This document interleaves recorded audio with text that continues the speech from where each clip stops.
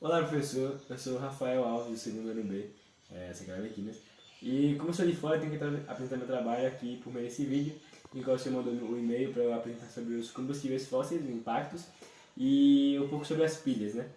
Então, eu iria começar falando um pouco sobre os combustíveis fósseis.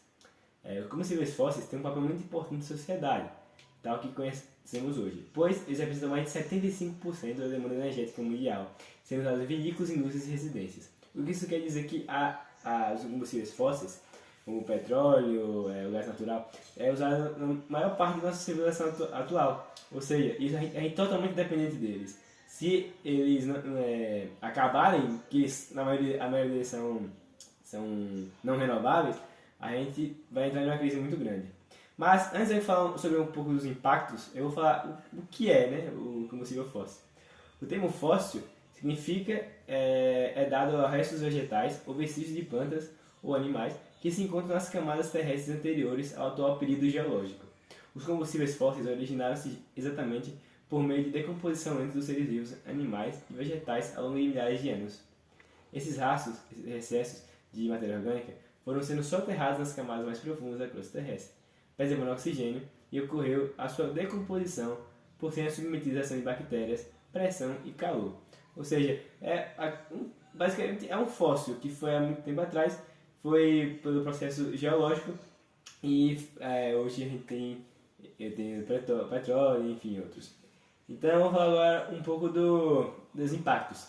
Então, a combustão ou a queima de todos os combustíveis fósseis gera gases poluentes, tais como o dióxido de carbono, que é considerado por muitos como o principal causador do aquecimento global, o monóxido de carbono, que é tóxico e venenoso, um material particulado como a fuligem e outros gases oriundos da presença de impurezas, como os óxidos de enxofre e de nitrogênio, que causam a famosa chuva ácida. Outro ponto negativo dos combustíveis fósseis é que eles não são renováveis, como eu falei antes, ou seja, um dia as suas reservas terão um fim. Então, depois dessa parte de combustíveis, eu vou falar agora sobre a segunda coisa que o senhor pediu, sobre as pilhas. Então, o senhor pediu para primeiro descrever como é o processo da pilha, né? Então, o que são as pilhas? As pilhas são sistemas eletroquímicos que transformam energia química em energia elétrica por meio de reações oxidação espontânea. Dentro da química, as pilhas são conhecidas como células galvânicas ou voltaicas, que são sistemas capazes de produzir corrente elétrica por meio de uma reação de óxido-redução. Ânodo e cátodo são partes importantes de uma pilha eletroquímica. No ânodo, ocorrem as reações de oxidação com acúmulo de elétrons e corrosão do eletrodo. Consequentemente, então, o polo negativo da pilha. Né? Em contrapartida, no cátodo, ocorrem as reações de redução, com disposição de metal na placa e consumo de elétrons. Portanto, é o polo positivo da pilha. Na instrução que o senhor pediu, o senhor também pediu para explicar a diferença entre a famosa DDP, a diferença potencial da pilha. Então, para entender essa diferença, vamos fazer uma analogia a uma cachoeira.